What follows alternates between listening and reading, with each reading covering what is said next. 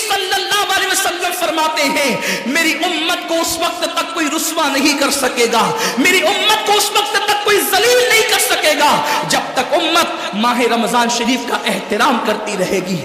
دوستو رمضانوں سے پہلے اس ویڈیو کو ضرور دیکھیں اور آپ اپنے دوستوں کو بھی شیئر کریں تاکہ وہ بھی اس ویڈیو کو ضرور دیکھیں۔ چلو کرتے ہیں ویڈیو کو شروع اور ملتے ہیں ویڈیو کے آخر میں۔ جو سن رہے ہیں میں ان سے بات کرنا چاہتا ہوں، جن تک میری آواز پہنچ نہیں سکتی میں ان سے مخاطبت نہیں کرنا چاہتا۔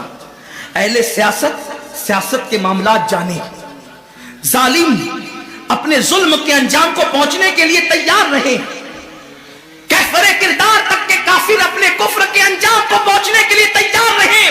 میں نے ان سے کوئی گفتگو نہیں کرنا، لیکن آج کسی قوم کی بیٹی کی اگر آبرو کو لوٹ کر کے امت کو ذلیل کرنے کی کوشش کی جا رہی ہے، اگر تمہارے گھروں کو جلا کر تمہیں بے گھر کرنے کی کوشش کی جا رہی ہے، اگر تمہیں تباہی کے دہانے پر پہنچانے کی کوشش کی جا رہی ہے، اگر تمہیں غربت کی سطح سے نیچے گرا کر تمہارے ایمان کو چھیننے کی کوشش کی جا رہی ہے، تو کب تک دوسروں پر انگلی اٹھاتے رہو گے؟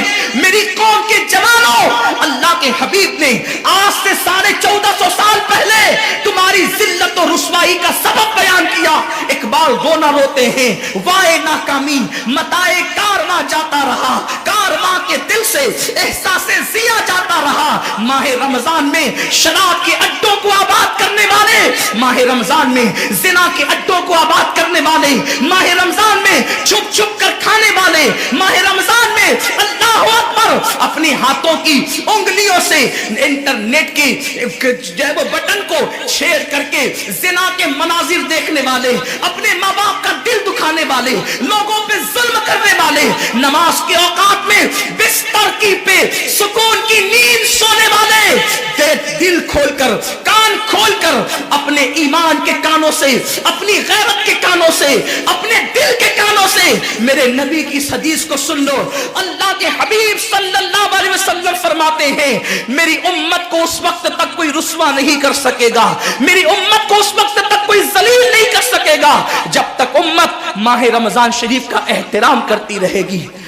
حضرت ام ہانی نے پوچھا یا رسول اللہ ماہ رمضان شریف کا احترام کرنا کیا ہے اور رمضان شریف کا حق ضائع کرنا کیا ہے؟ آقا فرماتے ہیں جو رمضان شریف میں بھی کبیرہ گناہوں میں مبتلا ہوتے ہیں وہ رمضان شریف کے حق کو ضائع کرتے ہیں، اور جو رمضان شریف کے حق کو ضائع کر دے پھر اس وقت امت کو ذلت و رسوائی سے دنیا کی کوئی طاقت بچا نہیں سکتی۔ آج ماہ رمضان شریف کا احترام کیا ہو رہا ہے؟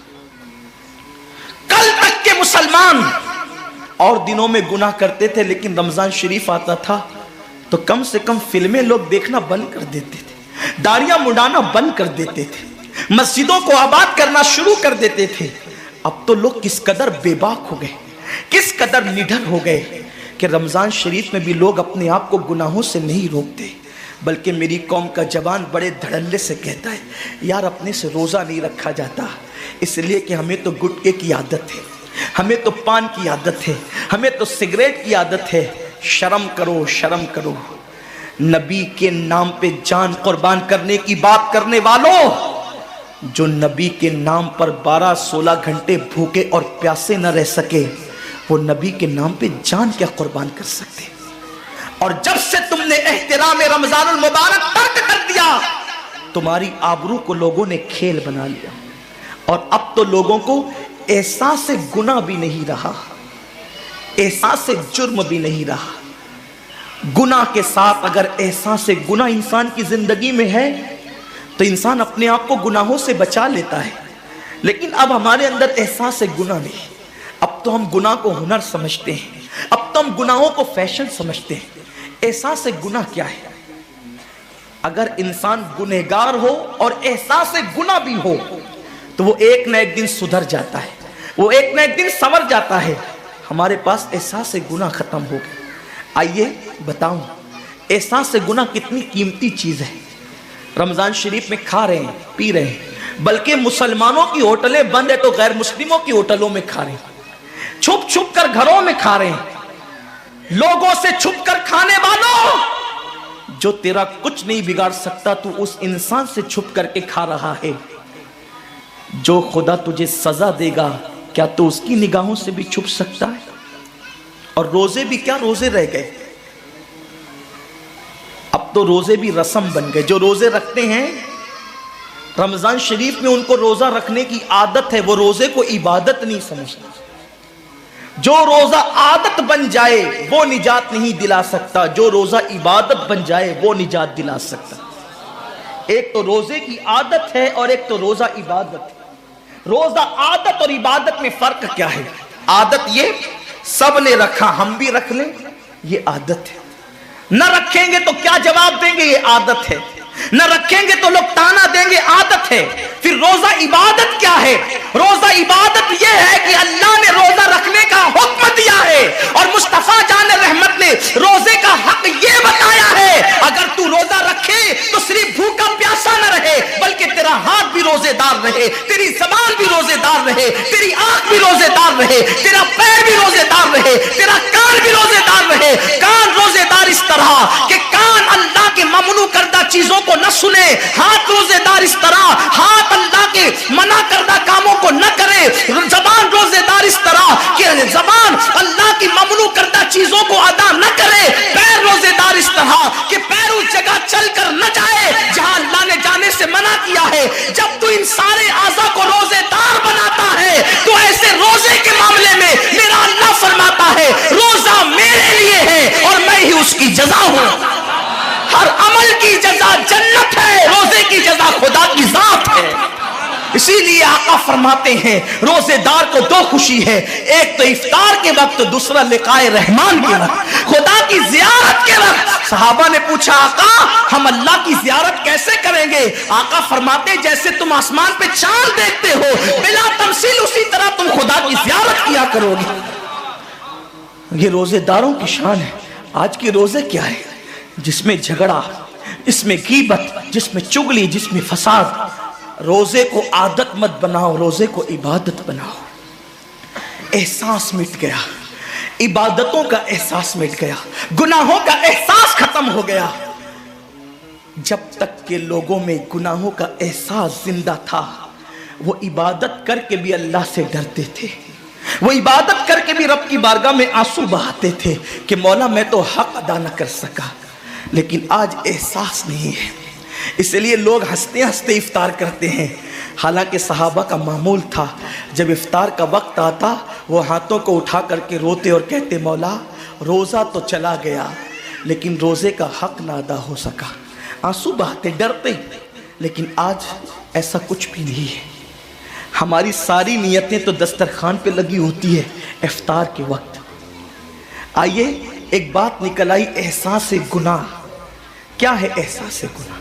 آقا نے فرمایا نا کہ جب رمضان شریف کا حق ضائع کر دو گے تو اللہ تم سے عزت کو چھین لے گا، تم ذلیل و رسوا ہو جاؤ گے. احساس ختم ہے گناہ کا. اسی لیے رمضان شریف میں بھی گناہ کرتے ہیں اور گناہ کر رہے ہیں تو ذلیل ہو رہے ہیں. احساس کسے کہتے ہیں؟ احساس یہ ہے کہ میں نے کیا کیا. چھوٹے سے گناہ کو بڑا سمجھنا میں نے کیا. ایک خاتون بارگاہ رسالت میں آئی اور عرض کیا یا رسول اللہ مجھ سے زنا ہو گیا ہے، میں نے بہت بڑا جرم کر لیا ہے، آپ مجھ پہ حد لگا دیں، حد جاری کر دیں تاکہ میں گناہ سے پاک ہو جاؤں.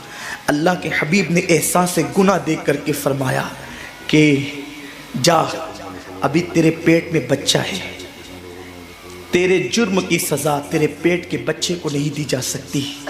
اگر تجھ پہ حد لگے گی تو وہ بچہ بھی ختم ہو جائے گا. جب بچہ پیدا ہو جائے اس کے بعد آنا. بچہ پیدا ہو گیا تو وہ لے کر کے آئی. آقا فرماتے ہیں تیری جان چلی جائے گی تو اس کی پرورش کون کرے گا، اس کو دودھ کون پلائے گا؟ جا اس کو دودھ پلا اس وقت تک جب تک یہ کھانے نہ لگے. وہ بچے کو 2 سال تک دودھ پلاتی رہی اور جب بارگاہ رسالت میں آئی تو بچے کے ہاتھ میں روٹی کا ٹکڑا دے کر کے آئی. بچہ روٹی کھا رہا تھا. عرض کی آقا مجھ پہ حد جاری کریں تاکہ میرا گناہ جو میرے دامن پہ لگا ہے وہ دھل جائے. حضور نے 3 مرتبہ اس کو اپنے دروازے سے ٹالا. اگر کوئی دوسرا ہوتا اس کو ڈھیل دی جاتی تو وہ بھاگ جاتا، دوبارہ پلٹ کرنا آتا.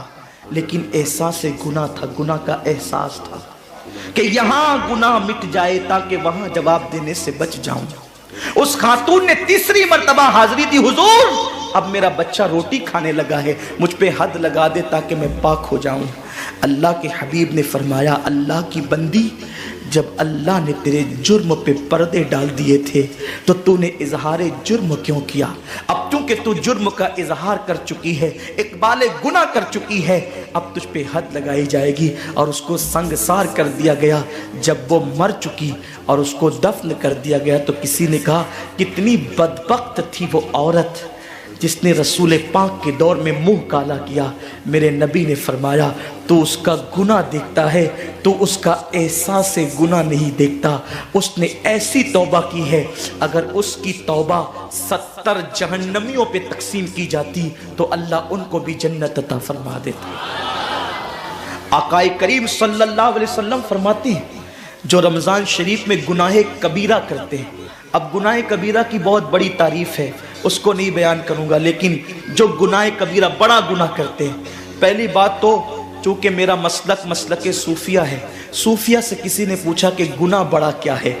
امام غزالی فرماتے ہیں نہ کوئی گناہ چھوٹا ہے نہ کوئی گناہ بڑا ہے، بات تو یہ ہے جس گناہ پر خدا تیری پکڑ کر لے وہی گناہ سب سے بڑا ہے، اور جس نیکی پر خدا تجھے بخش دے وہی نیکی سب سے بڑی ہے۔ کسی گناہ کو چھوٹا سمجھ کے مت کرو، پتہ نہیں وہ کس گناہ پہ ناراض ہو جائے۔ تو اللہ کے حبیب صلی اللہ علیہ وآلہ وسلم فرماتے ہیں جو رمضان شریف میں بڑا گناہ کبیرہ گناہ کرتے ہیں، سال بھر تک فرشتے اس پہ لعنت کرتے رہتے ہیں، اور اگر اسی سال اس کو موت آ جائے، اسی سال جس نے ماہ رمضان میں گناہ کبیرہ کیا تھا، اس نے بڑا گناہ کیا تھا، اب بڑے بڑے گناہوں کو گنایا گیا۔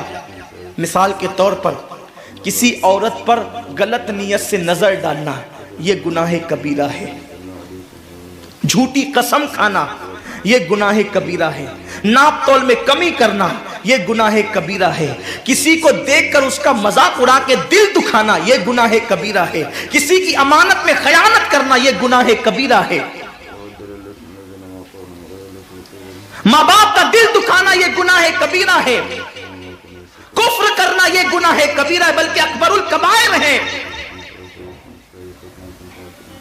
70 کی فہرست امام سیوطی نے گنائی ہے، اور پھر 70 کی فہرست گنانے کے بعد فرماتے ہیں 70 پر یعنی 1 2 3 4 والا 70 نہیں، بلکہ اللہ کے حبیب نے یہاں جو 70 فرمایا ہے یہ 70 گنتی والا 70 نہیں ہے، بلکہ کثرت بتانے کے لیے 70 ہے۔ جیسے کہ ہم کہتے ہیں نا میں نے تجھے 50 بار سمجھایا تو نہیں مانا، میں 100 بار تیرے گھر آیا تو نہیں ملا، تو اس کا مطلب یہ نہیں کہ 99 کے بعد ایک جو ملا کر کے آتا ہے وہ 100 نہیں، گنتی کا 100 نہیں، یہاں 100 بتانا کثرت بتانے کے لیے ہے، یہاں 50 کہنا کثرت بتانے کے لیے ہے۔ تو اللہ کے حبیب فرماتے ہیں 70 بڑے گناہ ہیں، یعنی اتنی طویل تعداد میں اتنی کثرت سے ہے بڑے گناہ کہ تم ان کو شمار نہیں کر سکتے، بس اتنا کہ جس گناہ پہ خدا ناراض ہو جائے وہ بڑا گناہ۔ تو جس نے رمضان شریف میں قصداً بڑا گناہ کیا، قصداً، نماز کو چھوڑنا بھی گناہ کبیرہ ہے، نماز کو ترک کرنا بھی گناہ کبیرہ ہے۔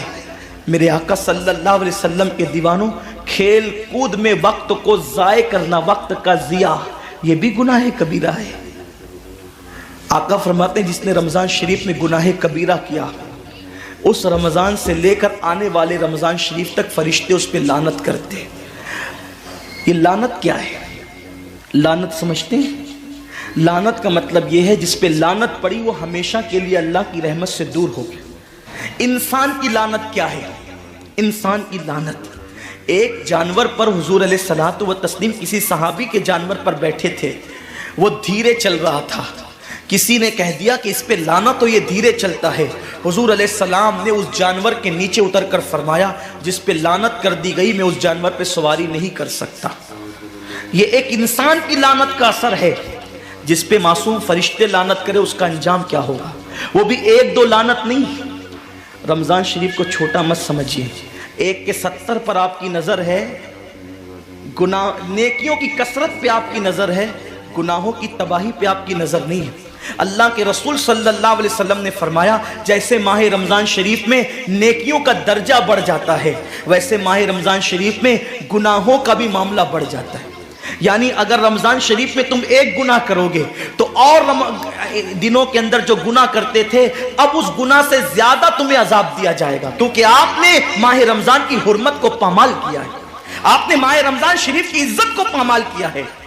तो सोचो इंसान की लानत पड़े, ये हाल है।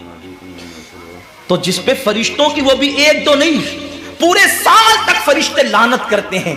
और अल्लाह के नबी सादिक व मस्दूक नबी ने फरमाया कि अगर वो उसी साल रमजान शरीफ आने से पहले पहले मर जाए तो उसके पास कोई नेकी नहीं होगी जो उसको जहन्नम की आग से बचा सके, और उसका ठिकाना तो जहन्नम ही होगा।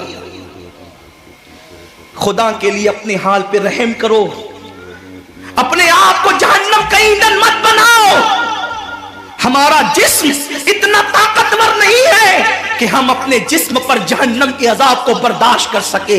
मेरी कौम के जवानों, अपनी जवानी पे इतराने वालों, अपनी कुव्वत पे नाश करने वालों, अल्लाह के रसूल सल्लल्लाहु अलैहि वसल्लम फरमाते हैं कि जहन्नम की आग की एक चिंगारी अगर दुनिया के समुंदर में डाल दी जाए तो दुनिया के सारे समुंदर आग से भड़कने लगे। उस चिंगारी को, वो जहन्नम की चिंगारी को समुंदर ठंडा नहीं कर सकते, बल्कि समुंदर को वो एक चिंगारी भड़का देगी और समुंदरों के अंदर आग लग जाएगी। जो एक चिंगारी सारे समुंदर को भड़का दे, अल्लाह अकबर, उस जहन्नम के अंदर ये छोटा सा वजूद, जो छोटी सी, अल्लाह अकबर, अगरबत्ती के चटके को बर्दाश्त नहीं कर सकता, जो चिराग की लौ की तेज को, जो चिराग की लौ की हरारत को बर्दाश्त नहीं कर सकता, जो सिगरेट के चटके पर बेकरार हो जाता है, ये छोटा सा वजूद जब जहन्नम के अंदर दाखिल किया जाएगा उस वक्त इस वजूद का क्या होगा। मेरे आका मुस्तफा जान रहमत फरमाते हैं कि जब पहाड़ों को जहन्नम में डाला जाएगा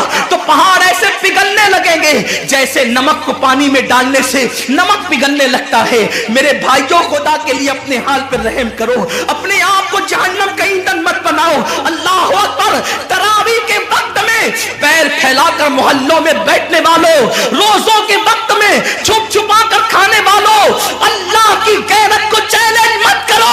अल्लाह के हबीब ने फरमा दिया कि जो गुनाहे कबीरा रमजान शरीफ में करेगा साल भर फरिश्तों की लानत होगी। आप कहते हैं मुसलमान कलमा पढ़ता है, मुसलमान नबी का गुलाम है, मुसलमान नबी पे जान कुर्बान करने के लिए तैयार है, इतनी मुसीबतों में क्यों है, इतनी तकलीफों में क्यों है, क्यों तबाह हो रहा है मुसलमान? अरे जिस पर फरिश्ते पूरी साल साल लानत करे वो कौम तबाह न होगी तो क्या होगा, उस कौम के घर न जलेंगे तो क्या होगा, उस कौम की बेटियों की आबरू न लूटेगी तो क्या होगा, वो कौम गुर्बत की चक्की में न पिसेगी तो क्या होगा।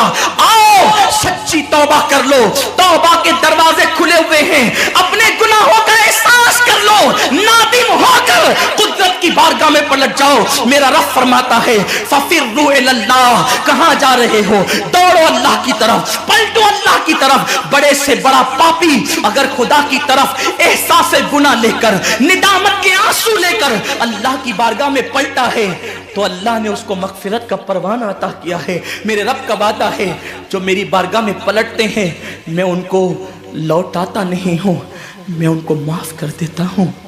दोस्तों, उम्मीद करता हूँ आप लोगों को ये वीडियो पसंद आई होगी। अगर आप लोगों को ये वीडियो पसंद आई हो, अच्छी लगी हो तो वीडियो को लाइक करें और चैनल को सब्सक्राइब करें। चलो मिलते हैं किसी दूसरी वीडियो के साथ, जब तक के लिए अस्सलाम वालेकुम रहमतुल्लाहि व बरकातुहू।